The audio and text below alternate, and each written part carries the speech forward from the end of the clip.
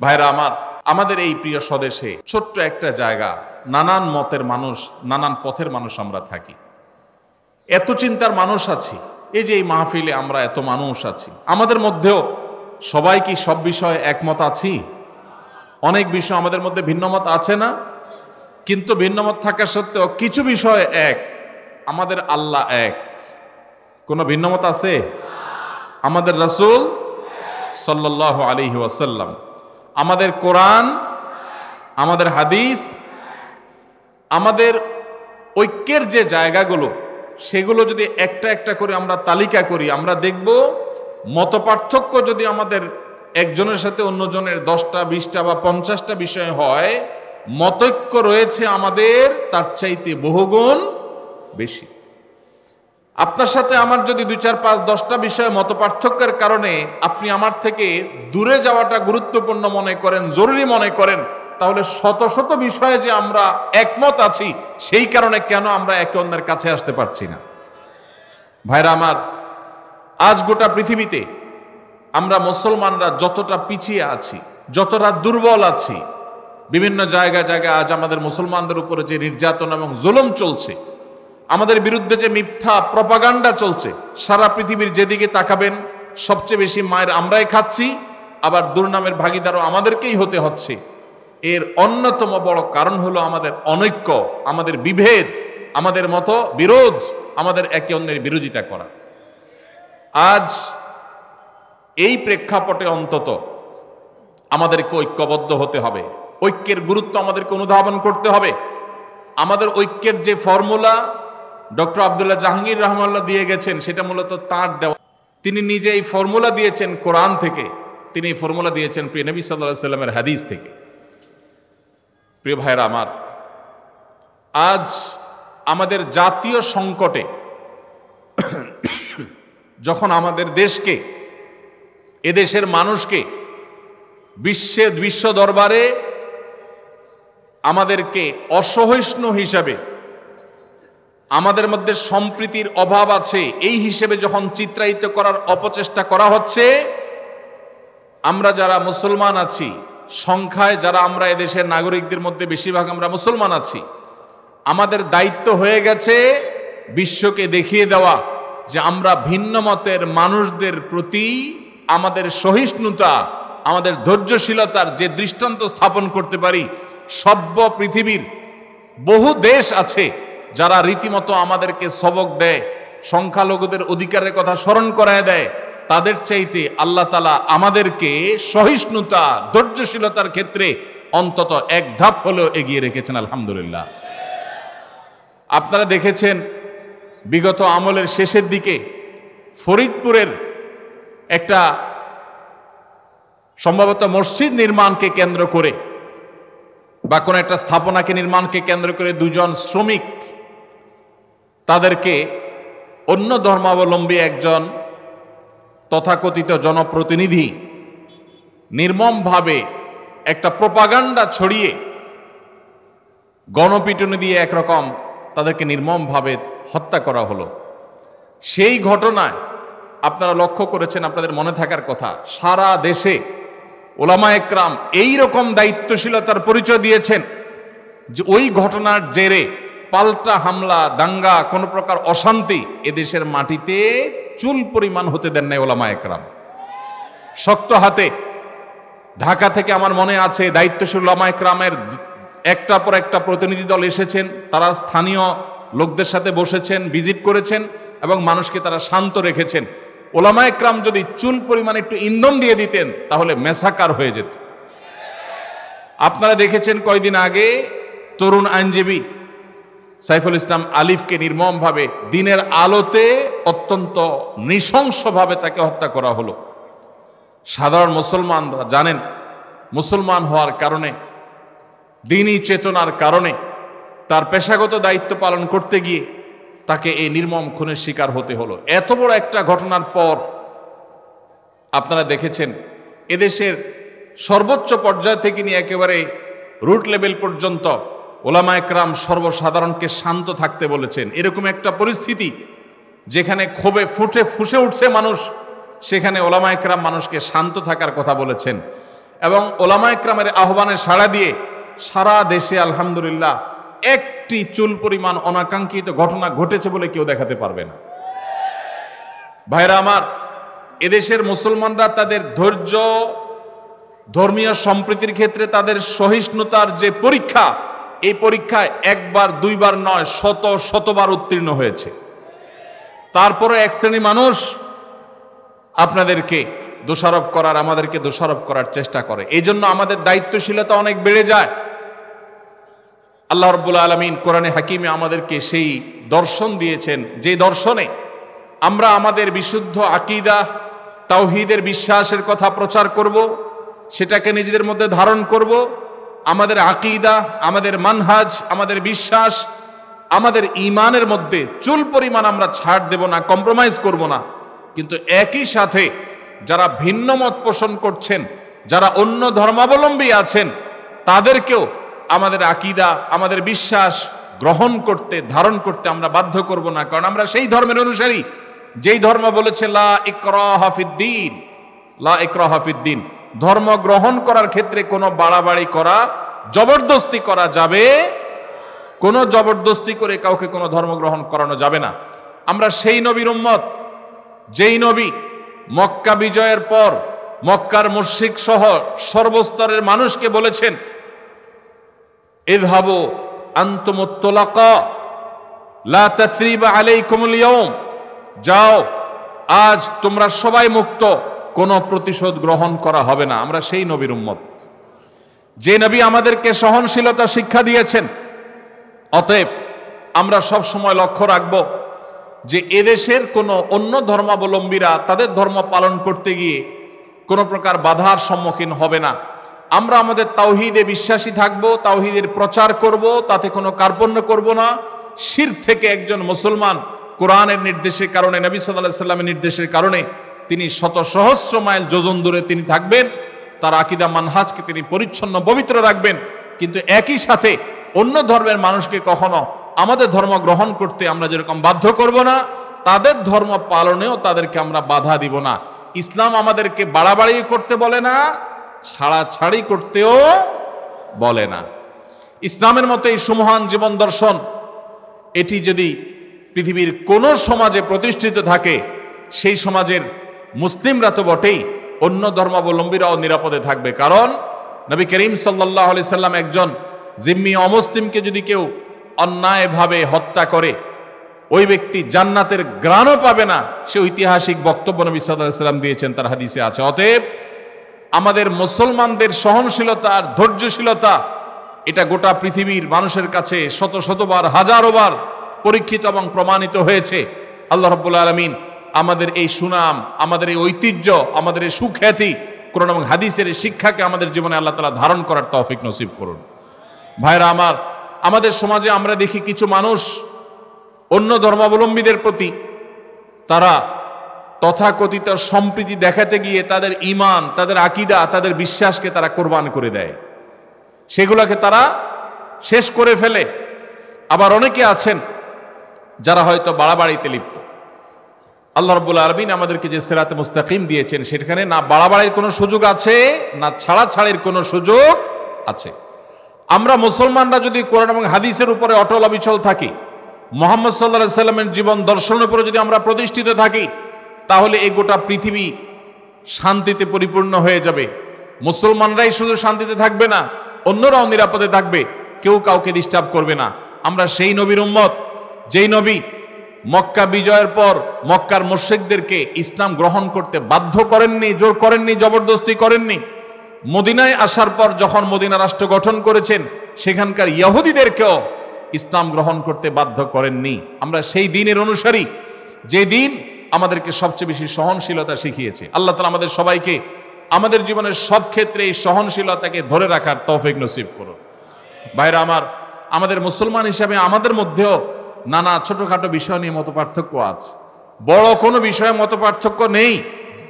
আমি যেটি বলছিলাম, আমাদের আল্লাহ এক, এটা নিয়ে মত পার্থক্য নাই। আমাদের রাসূল এক, সেটা নিয়ে কোনো মত পার্থক্য নাই। আমাদের কোরআন এবং হাদিস নিয়েও তেমন উল্লেখযোগ্য মত পার্থক্য নেই।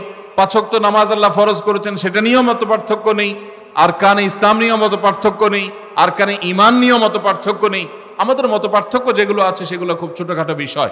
এগুলো নিয়ে এলাকায় এলাকায়, মসজিদে মসজিদে, বিভিন্ন জায়গায় আমরা যেন আমাদের সৌহার্দ্যের, সম্প্রীতির সর্বোচ্চ নজির স্থাপন করি, এই কাজটাই জীবন জুড়ে করে গেছেন ডক্টর খন্দকার আব্দুল্লাহ জাহাঙ্গীর রাহমাহুল্লাহ। স্যার যখন এই কাজ করেছেন তখন এই কাজটার যথার্থতা, এটার যৌক্তিকতা বা এটার প্রয়োজনীয়তা, এটার অপরিহার্যতা আমরা এতটা উপলব্ধি করি নেই। দিন যত গত হচ্ছে, আল্লাহরে বান্দাকে আমরা হারিয়ে ফেলেছি, সেই দিনগুলো যত অতিবাহিত হচ্ছে তত বেশি আমাদের কাছে মনে হচ্ছে যে তিনি, আল্লাহ রাব্বুল আলামিন তাকে এমন এক মানুষ করে তৈরি করেছেন। আমাদের মাওলানা মামুনুল হক সাহেব হাফিজাহুল্লাহ একটা কথা ডক্টর আব্দুল্লাহ জাহাঙ্গীর রাহমাহুল্লাহ সম্পর্কে বলেন, এই আসুনা ট্রাস্টের স্যারের ওয়াফাতের পর এখানকার স্টুডিওতে বসে বলে গেছিলেন যে ডক্টর আব্দুল্লাহ জাহাঙ্গীর রাহমাহুল্লাহ ছিলেন এমন একজন মানুষ যিনি সময়ের চাইতে এগিয়ে থাকা মানুষ ছিলেন, সময়ের চাইতে এগিয়ে থাকা মানুষ ছিলেন। আল্লাহ তাআলা তাকে সেই দূরদৃষ্টি দান করেছিলেন। আল্লাহ রাব্বুল আলামিন স্যারের সে মিশনকে, স্যারের সে স্বপ্নকে, স্যারের প্রতিষ্ঠিত এই আসুন্নাহ ট্রাস্ট, জিনেদা আসুন্নাহ ট্রাস্ট, এটার মাধ্যমে আল্লাহ তাআলা কবুল এবং মঞ্জুর করুন, পরিপূর্ণ করার তৌফিক নসিব করুন। ভাইরা আমার, আমরা আজকের এই মাহফিল থেকে আমাদের ব্যক্তিগত জীবনে, আমাদের দ্বীনি জীবনে, এমনকি আমাদের সামাজিক জীবনে অন্য ধর্মাবলম্বীদের মানুষদের সাথেও আমরা সবর, সহনশীলতা এবং ধৈর্যের পরিচয় দেব, চেষ্টা করব তো ইনশাআল্লাহ। ভাইরা আমার, আমরা যখন আমাদের নিজেদের মধ্যে মসজিদের অভ্যন্তরে ভিন্ন মতের কোনো মানুষ দেখব, ডক্টর খন্দকার আব্দুল্লাহ জাহাঙ্গীর রাহমাহুল্লাহ সেই ঐতিহাসিক বক্তব্য আপনাদের নিশ্চয়ই অনেকেরই শোনা আছে। স্যার বলেছিলেন যে আপনার পাশে কোনো হারাম ভক্ষণকারী ব্যক্তি, ধূমপানকারী ব্যক্তি, কোনো হারামে লিপ্ত ব্যক্তি আপনার পাশে দাঁড়িয়ে মসজিদে নামাজ পড়তে পারে, তাহলে আপনার ভিন্ন মতের মুসলমান ভাই, যার সাথে আপনার মৌলিক সব বিষয়ে এক ঐক্যমত রয়েছে, কিছু কিছু বিষয় মত পার্থক্য রয়েছে, এরকম কোর এবং বড় বড় কবিরা গুনাহ বিষয়ক বিষয় মত পার্থক্য নেই, সে ভাইটি আপনার পাশে দাঁড়াতে অসুবিধা কেন?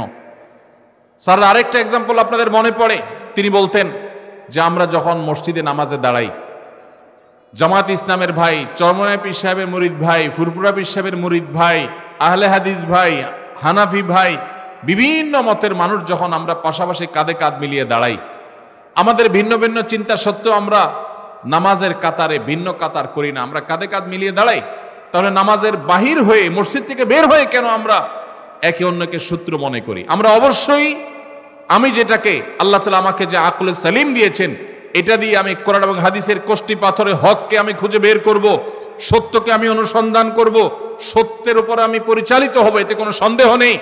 কিন্তু কোন অবস্থাতেই একজন মুসলমান তিনি তার নিজের সত্য অবস্থানকে টিকিয়ে রাখতে গিয়ে তার অন্য মুসলমান ভাইকে আঘাত করা, তাকে দুর্নাম করা, তাকে বাজে ট্যাগ দেওয়া, তাকে নিয়ে তুচ্ছ তাচ্ছিল্য করা, তাকে অপমান করা এবং মুসলমানদের মধ্যে বিভেদ সৃষ্টি হওয়ার মতো কাজ করা মুসলমানের জন্য কখনো জায়েজ নাই। আল্লাহ রাব্বুল আলামিন কোরআনে কারিমে আমাদেরকে নির্দেশ করেছেন, ওয়াতাসিমু বিহাবলিল্লাহি জামিআ, তোমরা আল্লাহর রশি সবাই আঁকড়ে ধরো আল্লাহর রজ্জুকে, ওয়ালা তাফাররাকু, তোমরা বিভক্ত হয়ে যেও না। আজ আমাদের ঐক্যবদ্ধ হওয়া বড় বেশি প্রয়োজন। আমরা মুসলমানরা আজ বিভক্ত থাকার কারণে আজ এক শ্রেণীর মিডিয়া আমাদেরকে নিয়ে খোঁচাখুচি করে, আমাদেরকে আঘাত করে, আমাদেরকে নানাভাবে বদনাম করার চেষ্টা করে। আমরা যদি সবাই ঐক্যবদ্ধ থাকি, আমরা যে বিষয়গুলোতে মতপার্থক্য আমাদের আছে সেগুলো থাকুক, সেগুলো থাকা সত্ত্বেও বৃহত্তর ইসলামের স্বার্থে, দ্বীনের স্বার্থে, আল্লাহ এবং তার রাসূল সাল্লাল্লাহু আলাইহি সাল্লামের স্বার্থে আমরা যদি কাঁধে কাঁধ মিলে, আপনার কাজে আমি, আমার কাজে আপনি যদি সহযোগিতা করি, একে অন্যের প্রতি যদি সহযোগী হই, সহমর্মী হই, একযোগে কাজ করি, তাহলে মনে রাখবেন ইসলাম এবং মুসলমানদের চিহ্নিত দুশ্মনদের যে সংখ্যা, সেটা এদেশে খুবই নগণ্য। এই মানুষগুলো কখনো আমাদের মাথার উপরে ছড়ি ঘুরাতে পারবে। আজ 50 বছর যাবত একটি কালচার আমাদের দেশে চলে আসছে, সেটি হলো হাতে গোনা যাবে এরকম কিছু মানুষ এদেশের ধর্মপ্রাণ মানুষদের উপরে তাদের শাসনের নামে শোষণ চালিয়ে যাচ্ছে। তারাই ন্যারেটিভ দাঁড় করায়, তারাই বিভিন্ন ব্যাখ্যা দাঁড় করায়, বিভিন্ন বয়ান হাজির করে। তারা আমাদেরকে এক এক সময় এক এক ট্যাগ লাগিয়ে নানা সময় কোণঠাসা করে রাখে। কখনো জঙ্গি বলে গালি দেয়, কখনো উগ্রবাদী বলে গালি দেয়, কখনো রাজাকার বলে গালি দেয়। আমাদের বিরুদ্ধে বিভিন্ন ন্যারেটিভ দাঁড় করিয়ে ইসলাম এবং মুসলমানদেরকে কোণঠাসা করার চেষ্টা করে। আমি একটা কথা প্রায় সময় বলি, যারা আমাদের রাষ্ট্র থেকে ইসলামকে সম্ভব হলে জাদুঘরে ঢুকায় ফেলতে চান, তারা 50 বছর যাবৎ সেই কাজ করেছেন, তাতে দেশ পাতাল থেকে আকাশে উঠে যায় নাই। আমরা দেখেছি আমাদের বন্ধুপ্রতিম দেশ মালয়েশিয়াতে তাদের সংবিধানে তারা ইসলামকে ধারণ করেছে, তাদের প্রত্যেকটা ক্ষেত্রে তারা ইসলামকে ধারণ করেছে, তাদের রাষ্ট্রের প্রত্যেকটা এলিমেন্টের মধ্যে ইসলামের কণা আপনি খুঁজে পাবেন, খাঁজে বাজে ইসলাম খুঁজে পাবেন। তারা আমাদের চাইতে এগিয়ে আছে না পিছিয়ে আছে? তাদের কাছে কর্মী হয়ে যাওয়ার জন্য আমরা সিরিয়াল দিয়ে বসে থাকতে হয়। আজ ধর্মকে দূর দূর করা মানুষগুলো 50 বছরে আমাদেরকে তাদের লেভেলে নিয়ে যেতে পারে নাই। এই দেশে বহু আগের জরিপ অনুযায়ী 3 লক্ষের বেশি মসজিদ ছিল, এখন সেটা হয়তো 4 লক্ষে পৌঁছেছে। 4 লক্ষ মসজিদের কমপক্ষে ইমাম এবং মুয়াজ্জিন মিলিয়ে 8 লক্ষ মানুষ, যারা সমাজকে নেতৃত্ব দেয়, লিড করে। জুমার দিন রাত পোহালে জুমার নামাজ, কয়েক ঘন্টা পরে জুমার নামাজের আজান হবে দুপুরে। এই জুমার দিন রাত পোহালে যে জুমার দিন, সেই জুমার দিনে জুমার নামাজে 12:30 থেকে 1:30 পর্যন্ত 4 লক্ষ মসজিদে, এক একটা মসজিদে যদি গড়ে 150 করে মানুষ নামাজ পড়তে আসে এভারেজে, শহরে বেশি থাকে গ্রামে কম থাকে, সব মিলিয়ে যদি আমরা গড়ে 150 করে মুসল্লি ধরি এক একটা মসজিদে, 4 লক্ষকে 150 দিয়ে গুণ দিলে 6 কোটি হয়। 6 কোটি মানুষ 12:30 থেকে 1:30 এই টাইমে, পুরো সপ্তাহের সবচাইতে ফ্রেশ টাইমটা, যে টাইমটাতে সারা সপ্তাহের সেরা ঘন্টা শুক্রবার সকালে দিয়া, স্কুল নাই, মাদ্রাসা নাই, ব্যবসা বাণিজ্য নাই, অফিস আদালত নাই, সারা সপ্তাহের সবচেয়ে সেরা ঘুমটা দিয়া, এরপরে সবচেয়ে ভালো ফ্রেশ করে গোসলটা করে, মনে কল করে জামা পরে, সুগন্ধি ব্যবহার করে, তাদের সারা সপ্তাহের সবচেয়ে সোনালী সময়টা, সবচেয়ে রিফ্রেশড যে সময়টাতে আছেন, সেই সময়টাতে তারা মিম্বরে ইমাম সাহেবদের মুখের দিকে, খতিব সাহেবদের মুখের দিকে তাকিয়ে থাকেন। বাংলাদেশের সমস্ত টেলিভিশন চ্যানেল, সমস্ত মিডিয়া, সমস্ত রেডিও চ্যানেল একযোগে যত দর্শক, যত শ্রোতা দেখে বা শুনে, শুধু মসজিদের মিম্বর থেকে জুমার দিনে 12:30 থেকে 1:30 এই সময় 6 কোটি মানুষ যে দেখে, সবগুলো মিডিয়া মিলেও কখনো সারা সপ্তাহে এত বেশি সংখ্যক মানুষ তারা মিডিয়াগুলো দেখে না, বা মিডিয়াগুলো তাদেরকে রিচ করতে পারে না। এই যে বিপুল জনগোষ্ঠীকে প্রতি সপ্তাহে একদিন 1 ঘন্টা ইমাম খতিবরা অ্যাড্রেস করতে পারেন, এই ইমাম খতিবদেরকে যদি রাষ্ট্র অন করে, তাদেরকে যদি রাষ্ট্র টেনে আনে, এবং রাষ্ট্র যদি তাদেরকে অ্যাক্সেস দেয়, তাদেরকে যদি রাষ্ট্র গঠনে মৌলিক ভূমিকা পালন করবার সুযোগ দেয়, তাহলে ধর্মপ্রাণ মুসলমানদের এই দেশ স্বর্ণ হতে বেশি দেরি হবে না ইনশাআল্লাহ তাআলা।